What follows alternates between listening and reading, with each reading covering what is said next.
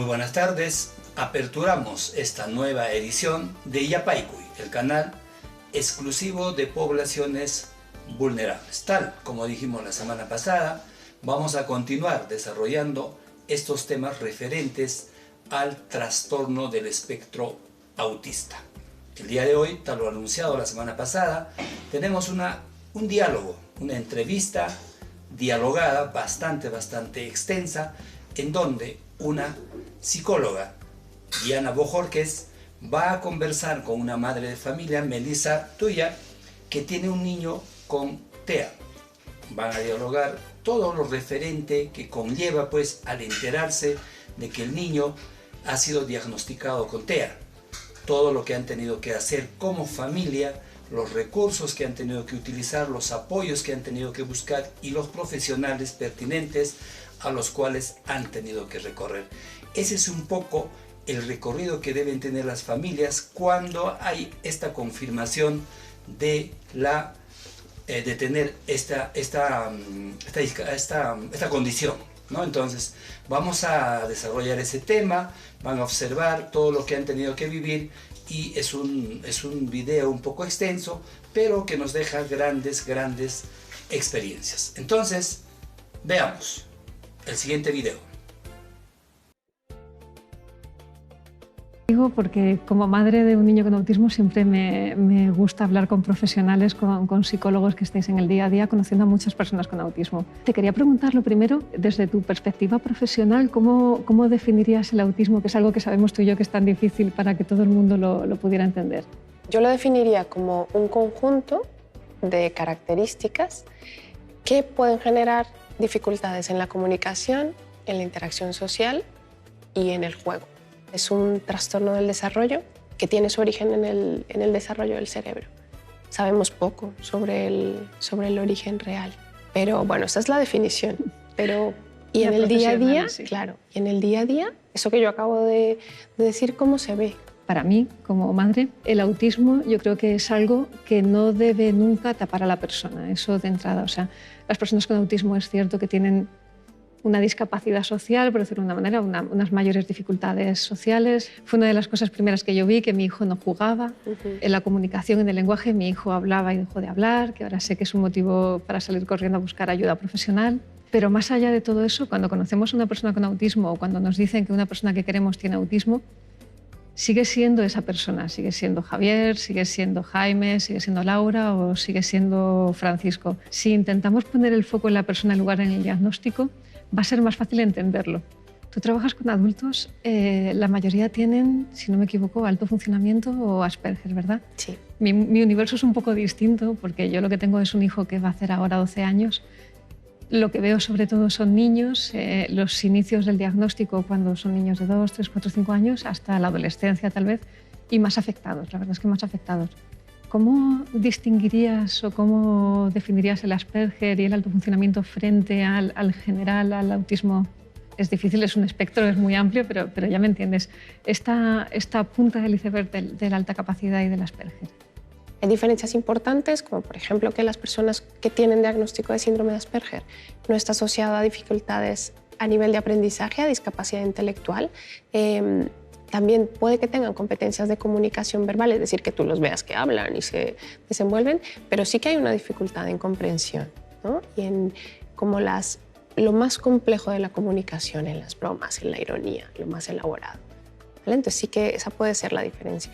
Y luego hayas tocado una parte que es súper importante y es el tema de las altas capacidades. ¿Qué es tener autismo de alto funcionamiento, ¿no? ¿Alto funcionamiento comparado con qué? ¿O cómo se define el alto funcionamiento? Lo que sí, digamos que sabemos es que hay perfiles, hay personas que van a tener dificultades de comunicación muy importantes o dificultades de comunicación menos importantes o dificultades de comprensión de lo que les rodea, ¿no? Del entorno. Sobre los mitos, que hablamos ahora uno de las altas capacidades, tú como madre y desde el blog, ¿qué te encuentras sobre los mitos? ¿Qué te escriben? Una cosa que comento a veces que me ha pasado con frecuencia y es que cuando llego y digo que tengo un niño con autismo y además otros padres que tienen niños con autismo también me han contado que les pasa, pues lo típico, el panadero, el compañero de trabajo, la vecina de tu madre te pregunta ¿y qué hace? ¿Qué sabe hacer? Y es como, ¿A qué te refieres? O sea, no, que son muy buenos estos chicos, son muy inteligentes, más que la media, son muy buenos en música, en matemáticas. Y yo le explico que no, o sea, que no necesariamente. Hay un mito vinculado a que son pequeños genios, que es algo a erradicar. O sea, pueden ser genios igual que lo puede ser alguien que no tenga autismo, pero no tienen por qué ser genios. Y luego hay muchos mitos muy básicos. La gente cree que en mi plano, que son niños más afectados, que no te van a mirar a los ojos. No es verdad. Mi hijo, por ejemplo, te mira a los ojos perfectamente, tiene sonrisa social. Te preguntan si le puede tocar, le gusta que... Sí, claro, no hay cosa que le guste más en la vida que, como llamo yo, el cachorreo, que juegues con él a las cosquillas.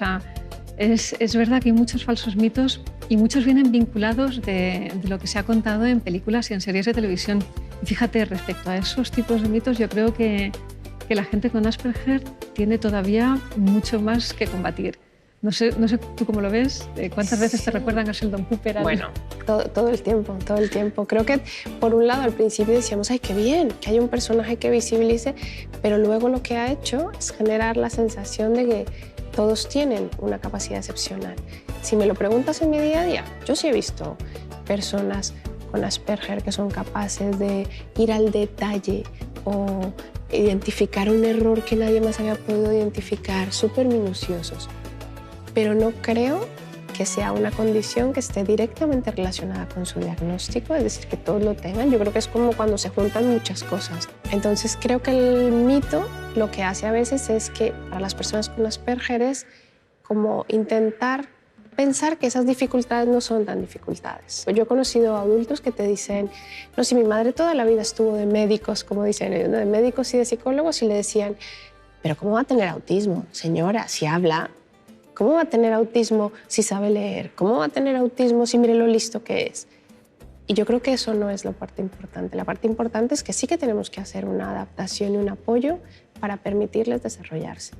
Y luego ya, lo mejor de todo es cuando te dicen que Einstein también tenía Asperger, Sí. que Bill Gates también tiene Asperger, que Newton tenía Asperger. Creo que en el día a día las personas con Asperger se merecen, y con autismo, claro, se merecen el respeto a esas dificultades, ¿no? A mí uno de nuestros trabajadores me decía, en la reunión esta de discapacidad, en el tribunal de discapacidad, le preguntan, ¿puede usted enviar una carta? Y entonces él dice, sí, yo podría enviar una carta, pero necesitaría adaptación para que él me acompañara a correos, que el entorno de correos me permitiera enviarla, saber exactamente a qué hora puedo ir, que haya menos jaleo. Entonces, la carta física yo lo puedo hacer, pero necesito una cantidad de adaptaciones en el entorno para que me permita hacerlo. Entonces, a veces, sobre todo en la parte de comunicación, dicen, si habla es que me comprende todo. Y yo creo que ahí tenemos que hacer un apoyo para que lo puedan entender. Claro. Volviendo, cuando has comentado el tema de Einstein y Bill Gates y demás, que todo se rumorea que tenían autismo, yo creo que ahí está vinculado, fíjate, a que muchos padres necesitamos encontrar mecanismos con los que afrontar algo tan difícil como es un diagnóstico de autismo. Porque cuando a mí como madre me dijeron, tu hijo tiene autismo, yo me acuerdo perfectamente, Jaime tenía 2 años y pico, yo tenía un bebé recién nacido, tenía 1 mes, mi hija la tenía al pecho cuando las 2 psicólogas delante de mí me lo estaban diciendo. Y es un diagnóstico muy complicado de asimilar porque te están diciendo, tiene algo que no sabemos cómo va a evolucionar, que además parte de la observación, no es una prueba médica, no es algo que yo haya hecho una prueba y te diga, toma, mira, ¿ves? Lo pone aquí, tiene autismo. No es como otras discapacidades, otros trastornos en este sentido. Y no sabemos a dónde va a llegar. De hecho, la psicóloga que me atendió me dijo literalmente 2 cosas que no se me olvidarán en la vida. Una fue, tu hijo es como una cajita de sorpresas. No sabemos qué es lo que nos va a ir dando, hay que trabajar con él y ya veremos dónde llega. Lo mismo acaba llegando a ser una persona pues, autónoma y que se puede valer en la vida con una adaptación mínima, como puede acabar siendo una persona con una discapacidad importante, que al final es lo que ha acabado siendo. O sea, mi hijo está bastante afectado. Y la otra cosa que me dijo además fue, sería mucho más fácil si fuera un síndrome de Down, porque si fuera un síndrome de Down sabría un poco más lo que podría contarte a partir de ahora.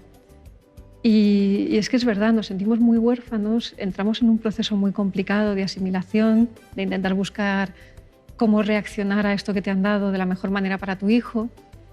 no tenemos mucha ayuda, nos sentimos muy huérfanos por parte de todo el mundo, por parte de los médicos, por parte de los profesionales de la psicología muchas veces, que nos están dando estos diagnósticos y que luego no pueden darnos más, no nos pueden llevar de la mano en otra dirección. Y el decir, mira, es que Einstein tuvo autismo, Bill Gates tiene autismo y fíjate, son genios, son gente exitosa. Hay mucha gente a la que le puede dar un poquito de calor al corazón, le puede ayudar a tirar para adelante. Entonces, yo hasta ese punto lo puedo entender. O sea, esos mecanismos de defensa que las familias necesitan para seguir adelante, yo los respeto muchísimo.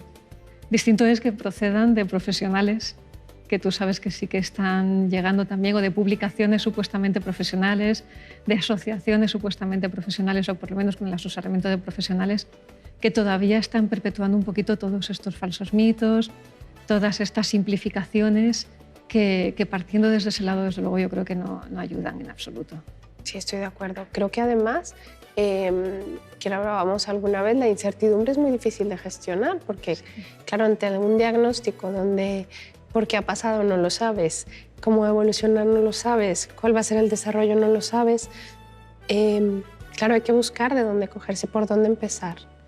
Lo que yo sí creo que es interesante es saber que con los apoyos correctos pueden tener una vida autónoma, pueden trabajar y pueden desenvolverse.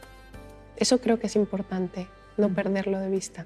Que van a crecer rápido, sí, porque a veces se habla mucho de niños y los niños y los niños, y luego cuando desafortunadamente se van yendo los servicios o los apoyos y te encuentras con adultos que ya no tienen esos soportes que tenían cuando niños, es cuando también yo creo que las familias vuelven a tener esa sensación que contabas de esa soledad, ¿no? De vale, y ahora tiene 25 años, ¿qué hacemos?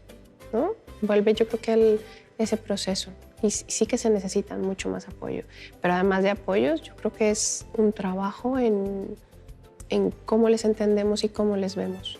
¿Qué les dirías tú a los padres o a los adultos en general que tienen niños a su alrededor, que deben estar pendientes, que deben ser como signos de alerta para decir, uy, a este niño vamos a llevarle a que un especialista lo vea y descarte o decida si hay que trabajar algo? Porque, fíjate, una cosa que yo sí que he visto a mi alrededor es que tenemos niños a los que un día ha comido una fresa y le ha salido un granito y le llevamos corriendo al médico, sí, para ver si tiene alergia a las fresas. Y si no, que me lo descarten, no pasa nada, pero que le miren. O sea, con temas físicos enseguida buscamos ayuda. Yo creo que es importante que en los primeros años tengamos en cuenta que cuando hay cosas raras o como signos de alerta, no siempre tienen que derivar en un diagnóstico de autismo, pero sí que tienen que ser atendidos. Claro. Porque si no es autismo, pero es un trastorno del lenguaje o es un retraso madurativo, igual la intervención le va a ayudar. Pero ¿sabes qué? Creo que es interesante el ver cómo a medida que vamos creciendo, nuestro entorno nos va pidiendo más cosas, que hagamos más cosas, ¿no? Cuando un bebé recién nacido, con que te mire más o menos es suficiente. Pero a medida que ese bebé va creciendo, queremos que nos sonría, queremos que se entere de lo que está pasando a su alrededor, queremos que nuestras expresiones faciales le sirvan de referencia. Esa es una parte muy importante en cómo los niños, y hay muchas investigaciones al respecto, usan a los adultos de referencia ante una situación nueva, ¿no? Imagínate, llega un adulto que no conozco. Lo primero que hago es mirar a mi madre y decir, a ver, este señor, ¿me puedo acercar? ¿Es de fiar o no? A ver qué cara hace mamá. Si mamá hace cara de bien, me acerco. Si mamá hace cara de no. Por ejemplo, en ese caso, niños que tienen dificultades en el desarrollo no tienen esa información, no buscan esa información. Eso es importante. Ante situaciones que sean muy llamativas, ¿cuál es la reacción del niño? ¿No? Situaciones, imagínate, un ruido muy fuerte, una situación de miedo. ¿Cómo reacciona el niño? El desarrollo de la comunicación también. Es verdad que la comunicación no tiene un desarrollo lineal, pero sí que tiene que llamar la atención que antes de los 2 años no tenga palabras o que las pierda. Entonces la comunicación es muy importante. Y fiarnos también de esa sensación interna, yo también soy madre, que tenemos de algo pasa. Y a veces desde las familias, son las familias las que han hecho presión y han logrado que los profesionales les den un diagnóstico. Porque es la familia la que le dice, algo le pasa, yo sé que pasa algo. Aunque el profesional a veces puede haber algunos que digan, tranquila, es que ya pasará, ya hablará. No, es importante saberlo. Pero estoy de acuerdo contigo en que a veces con cosas físicas sí que nos llama mucho la atención Y de pronto el juego, que es algo que tú también mencionaste. El juego simbólico es importantísimo. El juego simbólico que es pues, el jugar a dar de comer al muñeco, a que el avión vuela, el avión de juguetes, y que es un pilar fundamental del juego y que hay veces que los niños con TEA no llegan nunca. Y sobre todo que hay primeras señales que salen en el juego también, que tú lo comentabas, ¿no? El alinear los juguetes, el que los juguetes se están usando para otra cosa. Entonces tengo el coche, pero no juego con el coche rum, rum, rum, juego con el coche a darle vueltas. Entonces esa parte del juego creo que es importante estar atento, ¿no? Hay peculiaridades, pero esas peculiaridades siempre tienen que ser vistas. Fíjate, yo con Jaime, voy a contar un poquito cómo fue mi proceso. La negación siempre digo que la pasé previa al diagnóstico, porque Jaime era un niño que llevaba una evolución que yo consideraba normal. Él jugaba, empezaba a decir sus primeras palabras y en torno a los 18 meses dejó de hacerlo. En torno a los 18 meses coincidió que nos habíamos mudado de casa, con lo cual yo dije, esto es la mudanza, esto no pasa nada, es porque nos hemos mudado. Y perdí un tiempo precioso también en el que yo ya sospechaba ese radar que tenemos las madres, los padres, familiares a veces cercanos, a mí me saltó. Era el primer niño de la familia, yo no había tenido relación con niños durante muchos años, con lo cual tampoco estaba muy al día de cómo eran las etapas, los hitos evolutivos del desarrollo de los niños. Pero algo me decía que no iba bien. Y yo buscaba en internet y me encontraba todo el listado diagnóstico. Y yo lo miraba y decía, es que mi hijo no es así, no es autismo. ¿Por qué? Porque él me mira, él quiere el juego, él quiere el contacto, comparte intereses. Vale, luego esto otro sí podría encajar, pero como esto otro no, yo me agarraba al esto otro no y a algunas opiniones de algún pediatra, algún tal que le quitó hierro diciendo tú espera, que ya llegará, que ya llegará. Y yo creo que esa etapa de negación la viví previamente. Luego, llegado un momento no, venga, pasa algo y vamos a mirarlo. Y fue cuando recibí el diagnóstico, pero el diagnóstico fue como un revulsivo para mí. O sea, ya no hubo negación a posteriori porque fue como, vale, la he pasado antes, he estado perdiendo el tiempo, me has puesto sobre la mesa lo que le pasa a mi hijo, ahora lo que quiero es que me pongas deberes y ponerme ya a trabajar para intentar llegar lo más lejos posible con él. Deberes que es difícil que te pongan, también te digo, también lo sabes. Te voy a contar algo personal. Hubo algo que me ayudó y es que como yo escribo un blog, el blog lo empecé a escribir antes de saber que mi hijo tenía autismo. Cuando estaba embarazada de mi segunda hija y Jaime era un bebé, me acuerdo de una conversación con un amigo mío que no era padre, que decía que los padres siempre depositamos muchas expectativas en los hijos, que aunque no queramos, siempre tenemos un fondo ahí, queremos que sean buenos estudiantes, y que si no cumplen esas expectativas nos decepciona. Y yo le decía que no, que me da igual, que yo, mi hijo, me da igual de quién se enamore, me da igual qué opción tenga en la vida para ganarse la vida. Yo lo único que quiero es que sea feliz y buena gente. Y en aquel entonces escribí un textito que se titulaba así, que yo solo quiero que mi hijo sea feliz y buena persona. Porque para mí la bondad es algo que está bastante minusvalorado y es muy importante. Cuando me dieron el diagnóstico, el primer día no, pero el segundo me acuerdo que me fui a buscar ese texto que había escrito un par de años antes y me lo leí. Y dije, es que esto que tengo que ser consecuente conmigo misma. Esto que yo dije, quiero que mi hijo sea feliz y buena persona, sigue siendo posible. O sea, es algo que a lo mejor es incluso un poquito más fácil ahora, no lo sé. Pero es el empeño que yo debo tener y debo ser consecuente con esto. Y eso me ayudó a mí mucho. Hay padres que tienen que pelearse mucho con los pediatras para conseguir el diagnóstico. Hay otros que no se tienen que pelear tanto y se lo dan enseguida. Es algo que yo creo que ha mejorado mucho desde que mi hijo va a hacer ahora 12 años. En 10 años cada vez los pediatras, la gente en los servicios de atención primaria están más formados, localizan antes y diagnostican antes. Pero tenemos una asignatura pendiente importante con qué se hace después. Yo me sentí muy huérfana y es la percepción que recibo de todas las familias que reciben el diagnóstico de autismo. Vale, nos han dicho que nuestro hijo tiene autismo. ¿Y ahora qué? ¿Qué colegio elijo? ¿Qué profesional me va a ayudar para intentar sacar todo ese potencial que él tiene dentro? ¿A dónde me dirijo? Estoy perdido en un montón de intervenciones, el teach, ¿qué es lo que hago? Tú como profesional, ¿qué pautas les dirías que deben seguir para que no se sientan tan huérfanos? Y bueno, y no sé si coincides en esta percepción, a lo mejor no. Sí, coincido en que la comunicación del diagnóstico es un momento importante porque aterriza las necesidades. E incluso, mira, yo lo veo en adultos que han sido diagnosticados hace 5 o 10 años. Y sí que ese diagnóstico les ayuda a decir, hombre, mira que esto que me ha pasado en la vida tiene una razón, ¿no? Lo que yo siempre recomiendo, que también lo he visto en tu blog, es que tenga evidencia científica. Yo sé que suena muy repetitivo el no os metáis por ahí donde dice cura de autismo. No, es mentira.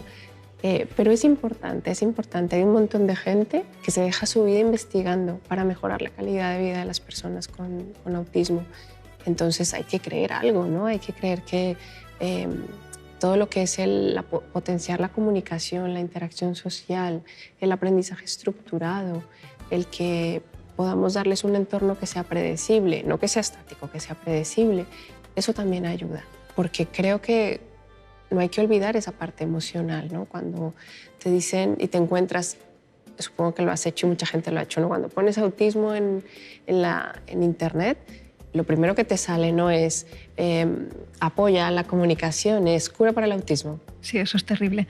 Eso es una cosa que intento dejar. Bueno, las vacunas. Mi hijo tuvo ese tipo de autismo, porque tipo, entiéndeme, pero que empieza una evolución aparentemente normal. Ahora ya sé que no lo era tanto, pero que era aparentemente normal y fue hacia atrás. Ahora yo ya sé que cualquier marcha atrás en el desarrollo de un niño es motivo para ir corriendo a buscar asesoramiento profesional y que mire a ver qué es lo que pasa.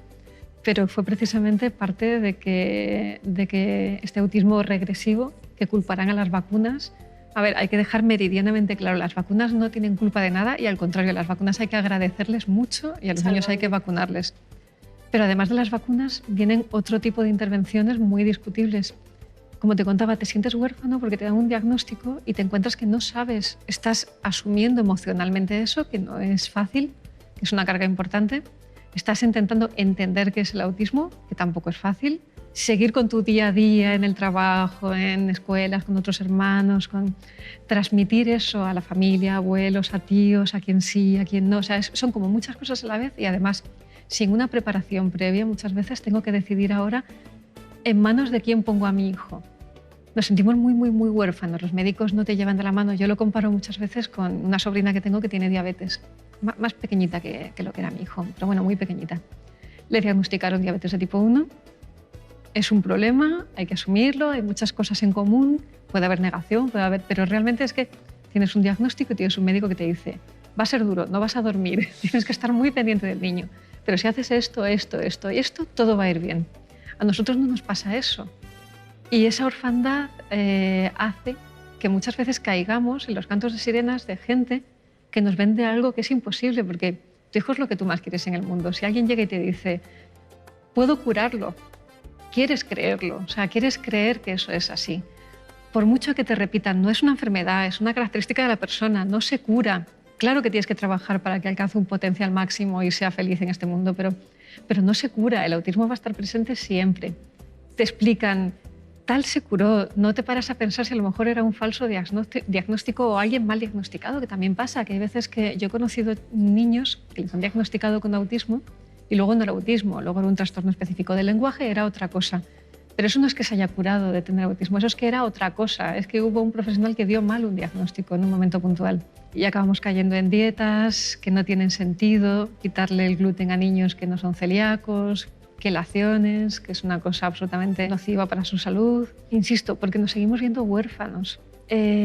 ¿Cómo encontrar esas personas que te ayuden un poquito en su momento inicial? Yo suelo recomendar que vayan a asociaciones de padres, fíjate. Cuando me viene gente en esa fase inicial de me acaban de dar el diagnóstico o lo sospecho o me lo van a dar pronto, ¿qué hago que no sé dónde dirigirme? Que es la duda más habitual. Yo siempre suelo decir, mira, yo es que en Sevilla no conozco, pero vete a la asociación de padres que tengas al lado e intenta tener muy en mente eso, que esto no se cura, que cualquiera que te prometa una curación es mentira. No sé, ¿tú qué les dirías como profesional más allá de eso? Yo ahí creo que hay dos momentos que son importantes. Uno es que creo que el acompañamiento emocional es muy importante y el acompañamiento emocional te lo puede dar la gente que está en condiciones similares a la tuya, por eso la parte de las asociaciones es importante porque te relacionas con personas que entienden desde la vivencia emocional lo que te está pasando. Y luego está la parte como efectiva, ejecutiva, que es, ¿y ahora qué tengo que hacer? ¿Qué es importante? Todo lo que sea desarrollo de competencias de comunicación. Entonces, todo lo que promueva que él vaya a desarrollar unas competencias de comunicación es importante. ¿Qué pasa ahí? Que el pronóstico no lo sabemos. Es muy difícil saber desde el principio y más en un diagnóstico temprano como tu caso. ¿Va a hablar? ¿Cómo va a hablar? ¿Cómo se va a comunicar? Eso es muy difícil saberlo. pero lo importante es tener herramientas para comunicarse. Los pictos son una herramienta, los signos son una herramienta, lo bimodal es una herramienta. Porque cuando yo no puedo comunicarme es cuando en un alto porcentaje se dan dificultades de conducta, porque yo no puedo decir lo que me pasa, no puedo expresar que esa luz me molesta, o que está haciendo mucho ruido, o que me pica el jersey, o que tengo dolor de estómago.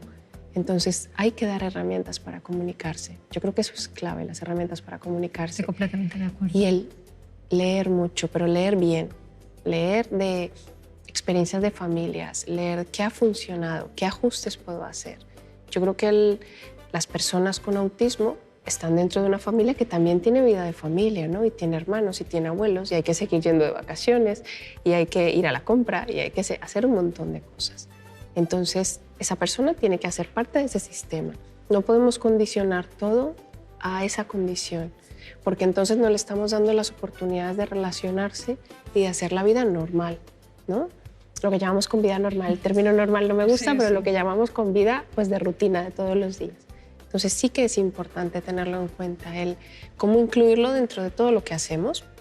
A mí me llama mucho la atención que el autismo, que no está asociado especialmente a dificultades motoras, por ejemplo, sí que me encuentro a veces adolescentes o adultos que las familias te dicen es que no sabe poner una lavadora o no hace su cama o les cojo la ropa y dicen, bueno, pero esto no tiene que ver con el autismo, esto es otra cosa.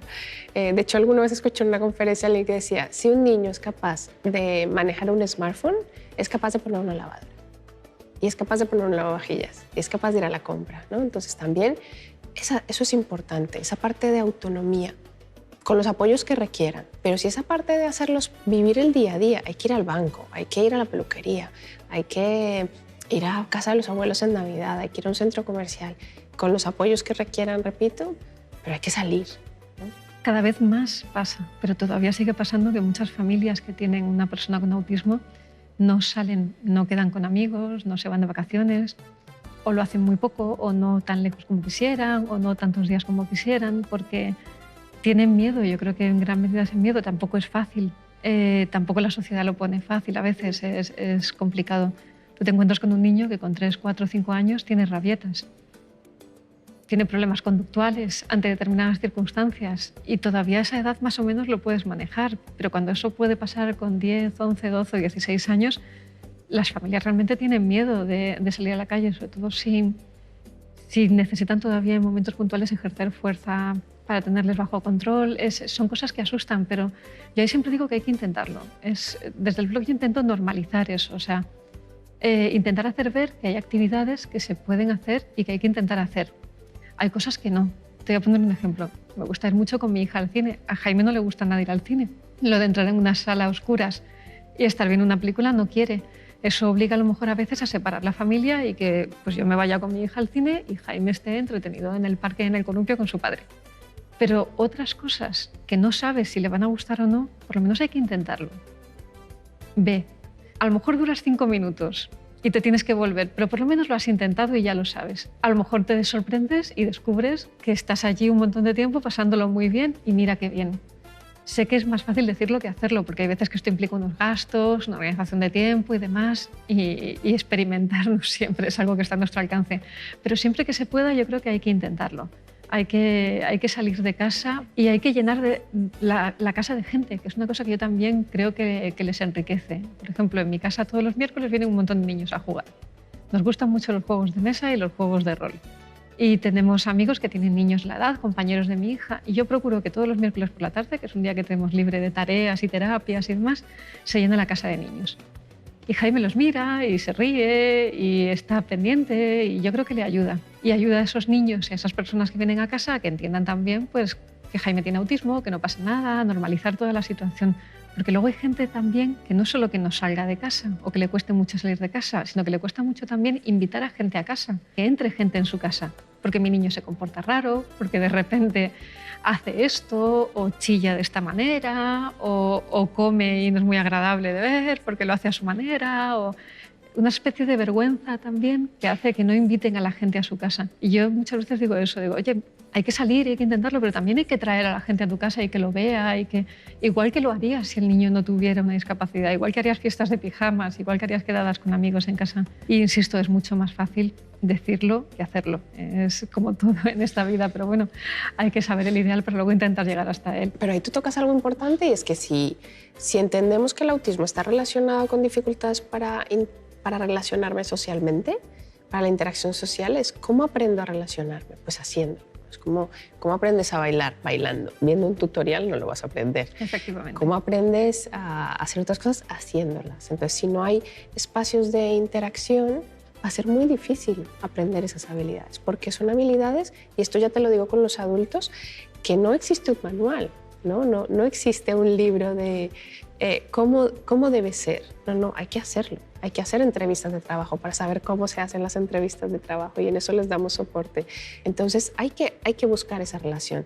También entiendo, y esto ya estamos hablando anterior a las vacunas, durante mucho tiempo se culpó a las familias. La teoría de la madre nevera, sí, el psicoanálisis. Se culpó a las familias. Entonces yo creo que también eso hay que tenerlo en cuenta. Eso es un abordaje que hay que intentar evitar. Si todavía nos encontramos con un profesional, yo también lo digo, nos encontramos con un profesional que intenta buscar los traumas ocultos, y de verdad no, o sea, no tiene nada. Hay que mirar al futuro y no al pasado. Y además porque yo creo que en eso las familias específicamente de personas con autismo han sido muy maltratadas en sentir que era su responsabilidad. Y a veces cuando hablas de las rabietas y demás, es verdad que no es fácil, porque la gente tiende a juzgar, ¿no? O cuando dicen, ¡ay, mira que no lo controla, mira que... Eso es otra cosa que yo estoy harta de decir. En el autismo no hay nada visible. Tú ves a un niño, tú vas paseando por la calle con un niño que va en una silla de ruedas, que tiene claramente síndrome de Down o algún otro trastorno que es visible, que tiene rasgos, un fenotipo, tiene rasgos determinados. Y la gente lo disculpa más. Si el niño tiene un comportamiento disruptivo en algún sitio, dicen, es que el niño le pasa algo, claramente le pasa algo. Pero cuando tú vas con un niño con autismo, y además es probablemente el trastorno más frecuente con el que la gente se puede cruzar, no se nota. Tú si ves a mi hijo caminando de mi mano por la calle, es un niño rubio, guapísimo, normal, que aparentemente no tiene nada. Si el comportamiento que tiene en ese momento es lo que la gente tacha de erróneo, enseguida juzgan, enseguida dicen, es un mal educado, no le están criando bien, fíjate a esa edad con una rabieta, si yo fuera su padre, porque enseguida todos somos padres de todo el mundo y sabemos lo que hay que hacer. Y no se paran a pensar que a lo mejor están juzgando, que juzgar es muy rápido y muy fácil, pero no es siempre lo más acertado, y a lo mejor a ese niño le pasa algo que no es visible y que ellos no saben, que los padres lo están en ese momento intentando manejar como mejor pueden y deben, y que lo más que pueden hacer es callarse o darle el apoyo justo y necesario sin entrar en más valoraciones y mucho menos en críticas, expulsiones de sitios y demás, que también pasa, también pasa. Te voy a contar una anécdota. En el Museo de Arqueología de aquí de Madrid, a mi hija le pusieron un trabajo sobre Egipto y decidimos ir todos en familia a recorrerlo. A Jaime, que tiene autismo, recorrer el Museo de Arqueología viendo sarcófagos y demás, pues no es una cosa que le llame mucho la atención, obviamente. Para motivarle y que fuera tranquilo y contento paseando con nosotros, yo llevaba regaliz rojo en el bolsillo y le iba dando pues trocitos de regaliz a ratitos y tal, íbamos tan contentos. Se me acercaron a recriminarme que dentro del museo no se podía comer y no podía darle alimento al niño. Yo le expliqué entonces a la persona que mi niño tenía una discapacidad y que eso lo estaba haciendo precisamente para poder recorrer el museo y que eran trocitos de regaliz duro, que eso no iba a manchar nada ni iba a estropear nada. En el momento en el que yo dije eso, la actitud de la persona cambió.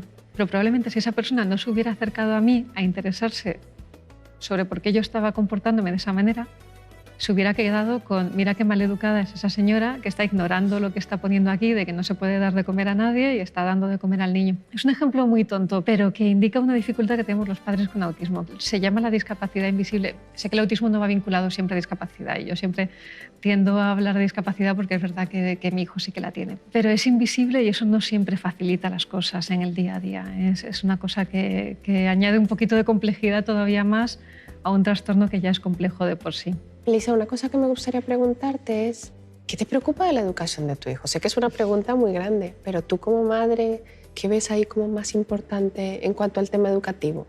Título personal, y puede parecer algo muy obvio y muy que se puede pasar por alto, pero lo que me preocupa es que el entorno educativo en el que esté Jaime esté yendo feliz, contento y que transcurra de manera armoniosa su día a día. Igual que con mi hija. Quiero que ella vaya a un centro en el que vaya contenta, feliz, motivada y su día a día también transcurra plácido y armonioso, porque creo que es la base para luego todo lo demás. Mi hijo va a un colegio específico para niños con autismo. Lo que quiero es un plan individualizado para él, que es muy importante, porque a lo mejor mi hijo no hace mucho caso a los pictogramas, que es uno de los sistemas que se usa para que estos chicos se comuniquen, y es algo que es así, o sea, hemos comprobado. Es un niño al que los pictogramas no ayudan demasiado, no lo mira demasiado, pues en su centro han utilizado fotografías en lugar de pictogramas, y a lo mejor todos sus otros 4 compañeros de clase están usando pictogramas, pero a él eso no le va. Entonces, ese es un ejemplo, esa educación que no intenta llevarles a todos por el mismo camino, aunque es lógico que intenten llevar un sistema unificado, sí que es algo importante. Con Jaime, en el nivel en el que está, me interesa que trabajen las necesidades que nosotros planteamos como familia. Si yo le planteo que como familia es interesante desarrollar estrategias para que él en casa tenga cosas que le entretengan, que le diviertan, que sean constructivas, pues eso es un tema que a lo mejor hay que trabajar en el colegio.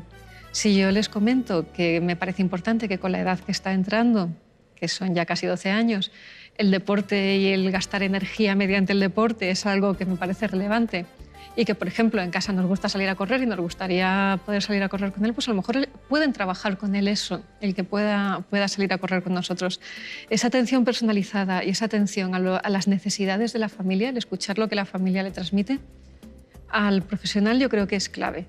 Y luego, por supuesto, confío en ellos, en que ellos son los profesionales y que ellos son los que tienen que saber cómo abordar, llevar al máximo posible pues, la comunicación, la autonomía en el día a día, el vivir inmerso en el mundo en el que le ha tocado vivir, en el que hay que ir a la peluquería, en el que hay que entrar en el metro, en el que hay que superar tiempos de espera. Eso por el nivel en el que está mi hijo. Obviamente, si mi hijo fuera otro y sus circunstancias fueran otras, a lo mejor te estaría contando otras cosas. Aunque yo creo que muchas coincidirían, ¿eh? Muchas serían comunes. Y la verdad es que yo he tenido suerte, yo creo, con los profesionales que me han tocado en suerte, porque todos han mostrado implicación y he agradecido muchas veces, porque creo que es una labor ingrata e invisible la de los profesionales de enseñanza de niños de educación especial, que dedican mucho tiempo, que es algo que quema muchas energías, que muchas veces las familias no les apoyamos como deberían, sino todo lo contrario. Creo que a veces las familias somos responsables de que haya habido muchos buenos profesionales de la enseñanza quemados y desilusionados antes de tiempo, porque se ven entre el martillo de la familia que exige y que a lo mejor no entiende, y el de la administración que no provee de recursos, la falta de tiempo. Hay que apoyarles, yo creo que hay que darles más cariño del que se les está dando en líneas generales. No sé tú qué consejos le darías a los profesionales de la educación que tratan con niños con autismo, no ya solo como mi hijo en educación especial o específica, sino en ordinaria. A mí el término consejo me parece muy grande, pero sí que me gustaría pensar más como en las recomendaciones que también oímos de las familias. Hablabas de la individualización y yo creo que es clave, porque bueno, pues cada ser humano es distinto. También pones al otro lado los recursos que tienen a veces los maestros y tienes 25 en un aula, que uno tiene autismo, 2 tienen otra cosa, o sea, y 4 que no se quedan quietos, y 7 que... Entonces a veces es difícil llegar a un punto donde puedas atender esa individualidad. Entonces también tiene que contar con recursos desde la formación, desde cómo en las universidades los preparamos para que puedan atender a la diversidad, recursos en su centro, cuántas horas necesitan, cómo se pueden ajustar, obviamente motivación. Yo creo que cuando te encuentras un profesional implicado, casi que estás del otro lado, ¿no? Sí. Ya lo otro, bueno, vendrá, pero cuando te encuentras a alguien que está dispuesto incluso a sacar de su tiempo para hacer materiales, para generar alternativas, para generar actividades, yo creo que eso es una ganancia muy importante. Y por otro lado, creo que es importante entender que la escuela no solo es un lugar para aprender conocimiento, sino es un lugar para aprender otras cosas. Todo lo que has dicho, al final es todo lo que puedes aprender para estar en comunidad, para estar en sociedad. No solamente las matemáticas o las ciencias o los países o los ríos, sino todo lo que tienes que aprender para participar en una sociedad. Y otra cosa importante es que los ajustes que puedes hacer en un aula, cuando tienes un niño con autismo, le sirven a los otros niños.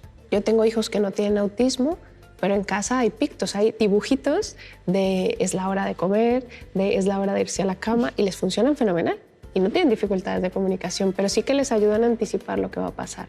Con lo cual no hay que tenerle miedo a las adaptaciones. Las adaptaciones pueden ayudar a que otros niños entiendan mejor lo que pasa en el día a día. Son aumentadores, son herramientas buenas para todos.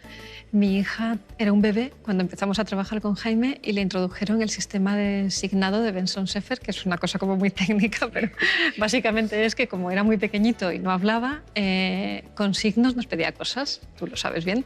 O sea, con signos incluso adaptados, ni siquiera los signos oficiales. Hacía así y significaba galleta. Pues Julia, siendo bebé, con 8 o 9 meses, la tenemos grabada en vídeo pidiendo galleta. Era imposible que con 8 o 9 meses dijera galleta, pero estaba haciéndose entender. La chica que venía a tratar a Jaime nos la grabó en vídeo para llevarlo a un congreso y enseñarlo. Hay guarderías que están incluyendo estos sistemas con los niños que no tienen ninguna dificultad porque se considera estimulación también para ellos, sí. Y luego lo que te aporta, yo creo, vamos, que tus hijos estén en un entorno diverso y desde el principio acepten con naturalidad y entiendan esa diversidad. Yo no he encontrado ningún niño que viniera a mi casa y que no haya asumido con toda la naturalidad del mundo que Jaime tenía autismo y se comportaba de esa manera. Muchas veces los problemas los tenemos los padres. Luego también es verdad, fíjate, una mamá bloguera, de estas que tiene muchos seguidores en redes sociales, me llevo muy bien con ella, es un encanto, me hablaba de 2 casos que le habían contado de niños con comportamientos disruptivos en clase, que interrumpían, que incluso pegaban a otros niños y demás, y que cómo se gestionaba eso. Planteaba esta polémica de es que mis niños tienen que verse perjudicados porque haya un niño con el problema que sea que tiene estos comportamientos. Y yo le decía, es que estás enfocándolo mal, es que lo que pasa es que ese niño debería tener los recursos necesarios encima para que todos esos problemas no pasaran. Y a esos niños debería haberles informado, igual que a las familias, de lo que le pasa a ese chico para que también entiendan lo que está pasando, porque no se les había explicado tampoco. En fin, es un tema complicado porque nos estamos encontrando en el día a día con que la teoría la conocemos, sabemos el ideal, hay maestros con mucha motivación, con muchas ganas, pero luego la realidad es que yo no he visto ningún sitio en el que de recursos puedan decir no hay ningún problema, estamos bien, tenemos todo lo que necesitamos, todo funciona a las mil maravillas porque nos dan, o sea, tenemos todos los recursos que hacen falta. Yo no conozco ningún sitio en el que todavía esté la cosa así, ni en ordinaria, ni en especial, ni en específica. De hecho, yo creo que esa elección nunca es la elección perfecta. A mí a veces me preguntan, ¿pero entonces los niños con autismo deben ir a un colegio de educación especial? ¿O los niños con autismo deben estar en un aula? El otro gran debate. El otro gran debate. Bueno, primero creo que la inclusión es un derecho, ¿no? El que todos podamos participar, pertenecer y ser valorados en nuestra sociedad. Y eso creo que la escuela ahí hace una labor importante. Pero también creo que es una decisión muy personal. Y es una decisión personal, no solamente hablo de la familia quien decide, sino cada persona y sus circunstancias hacen que en un momento vital esa decisión pueda ser pues, un colegio de educación especial donde tienes 5 niños por aula, donde tienes 2 profesionales, donde tienes una especialización, o un colegio donde a lo mejor tienen 20 y tienen un solo profesor y los recursos que tienen. Es una decisión difícil y creo que quien te da la pauta es el niño en ese caso, ¿no? Es qué necesita. ¿Dónde creo que podría estar mejor? ¿Y cuáles son los objetivos que quiero como familia? Porque a veces también como profesional te encuentras familias que cuando estás intentando, por ejemplo, trabajar que el niño se incluya en un juego, ¿no? Que sea capaz de llegar a un grupo y lograr que le inviten a jugar. Y a veces te encuentras que a lo mejor la prioridad para la familia en ese momento son las matemáticas.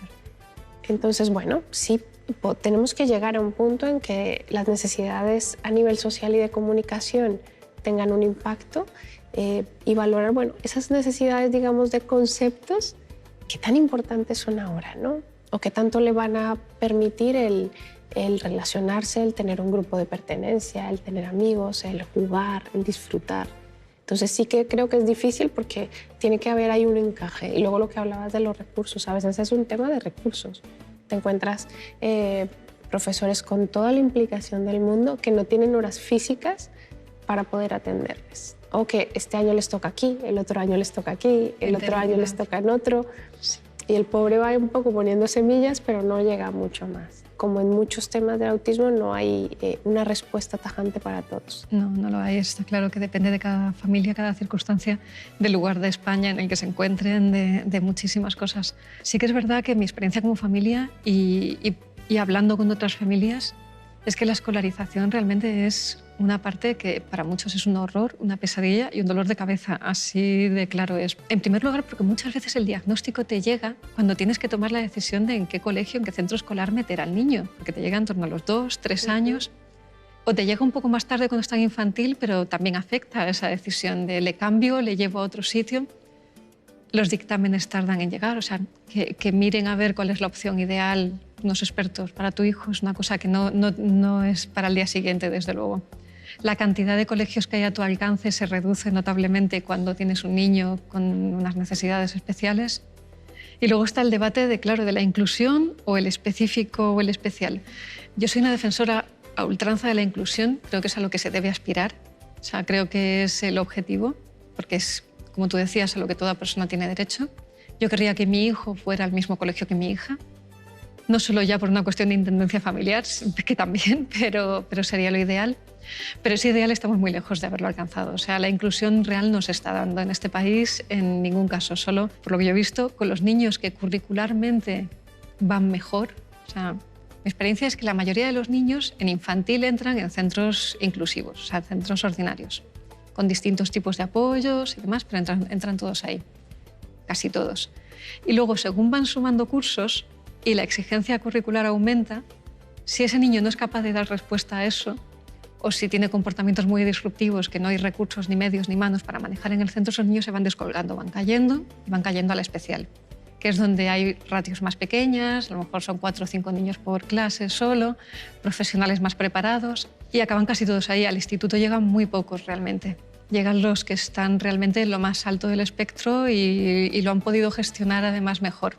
Eso no es una inclusión, de verdad. O sea, eso es la clara respuesta de que no se está dando esa inclusión, que parte de que no se destinan recursos. Es que al final es eso lo que hay, o sea, que no se destinan recursos. Con lo cual, siendo defensora a ultranza de la inclusión, también soy realista y mi hijo desde tercero de infantil va a un centro específico, que es un centro en el que los niños que hay dentro tienen autismo y nada más. O sea, no tienen ningún otro tipo de discapacidad.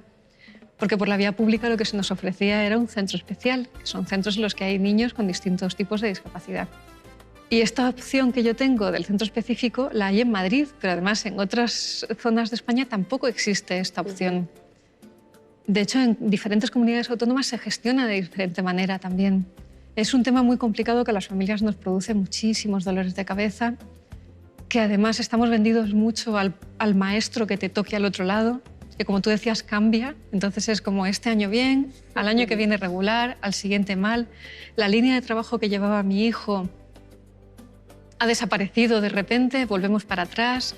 Al final todo eso, en el específico o en el especial, tienes un poquito más de seguridad de que sí se va a seguir una línea más estándar, que también es un motivo por el que muchas familias, aun creyendo en la inclusión, acabamos aquí. Yo ahí lo que suelo decirle a las familias es que no se cierren en banda a nada, que piensen siempre en lo que es mejor para su hijo, que no se les puede dar un consejo cerrado de para ti, coincido contigo, lo mejor es esto, lo mejor es esto otro. Tienes que decidirlo tú en función de cómo sea el centro, cómo sean los profesionales que hay en él, cómo es tu hijo, cómo son tus circunstancias, dónde vives, qué otras alternativas tienes alrededor. Pero de verdad, es un quebradero de cabeza y yo creo que si tenemos distintas batallas, distintos retos por delante, muchos, por desgracia, para conseguir que los derechos de nuestros hijos sean respetados como deben, probablemente el primero y principal al que yo le pondría el foco es el tema educativo. Al nivel en el que yo estoy ahora, soy consciente de que en la vida adulta, a mí hay gente que me lo ha dicho, dice, si te parece que ahora lo de la educación es un problema, prepárate cuando se acabe la etapa de enseñanza obligatoria y tengas un adulto con autismo en casa al que tienes que dar una respuesta también a sus necesidades, porque entonces el desierto es absoluto, también me lo han contado. Pero yo en lo que conozco y en lo que controlo ahora un poquito más, realmente yo creo que la batalla principal está ahí, o sea, está en la educación que se le da a nuestros hijos. Yo es lo que he visto. Tienes un chico de 13 años que tiene Asperger, Que los deportes de equipo, fatal. O sea, sé que todos los niños juegan al fútbol, pero yo no, porque no me entiendo, porque eso de pásamela tuya mía es como no. Que además suelto respuestas cortantes. No entiendo las bromas que me estás haciendo. Si yo a esos chicos, esos compañeros de 13 años de ese chico, no les digo nada, va a ser el tío raro, el borde. En cambio, si yo a esos chicos les digo, oye, no, que a este chaval lo que le pasa es esto, es que tiene Asperger, automáticamente es como, que no es que fuera tonto ni raro, es que le pasaba esto. Y todo es mucho más fácil. Y en el entorno laboral mi experiencia, por lo que me han contado, ha sido semejante. Padres a lo mejor que han sido diagnosticados ya en la cuarentena porque sus hijos han sido diagnosticados, que es una cosa que me he encontrado varias veces. Cuando el niño de repente recibe el diagnóstico de Asperger, entonces el padre se mira a sí mismo y dice, uy, a ver si esto de mi hijo es lo que tengo yo también.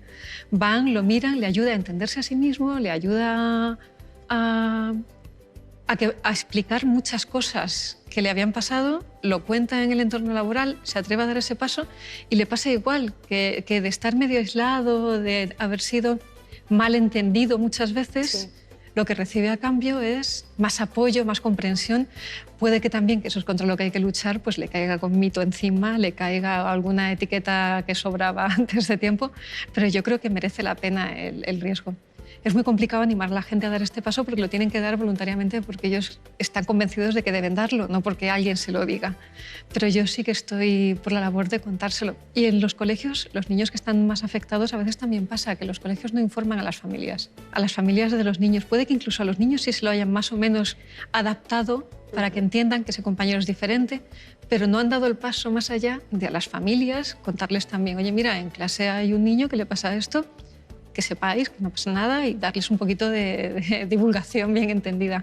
Y tampoco es algo que se está dando mucho, por lo que yo he visto. Y yo creo que se debería. Entonces sí que es importante yo creo que dar ese paso, ¿no? El medir qué tanta relación tengo con esa persona y por qué es importante que lo sepa.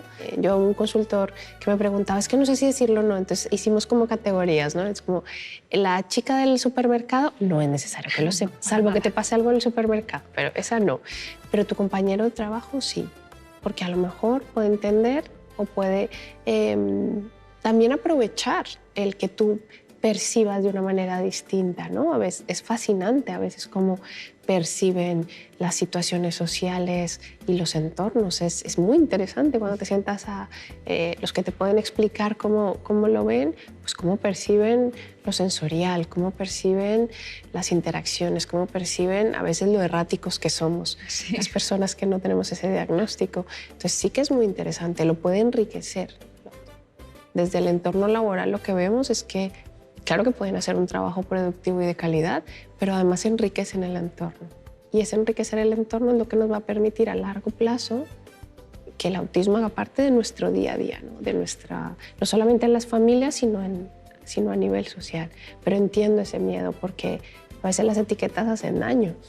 Me pasó, y es una anécdota muy pequeña en educación, una familia me cuenta que la profesora, para motivar a su clase, esto es segundo de primaria, había dividido la clase en los tontos y los listos. Ay, pero no. Directamente no les decía los tontos y los listos, pero eran como los guays y los no tan guays, ¿no?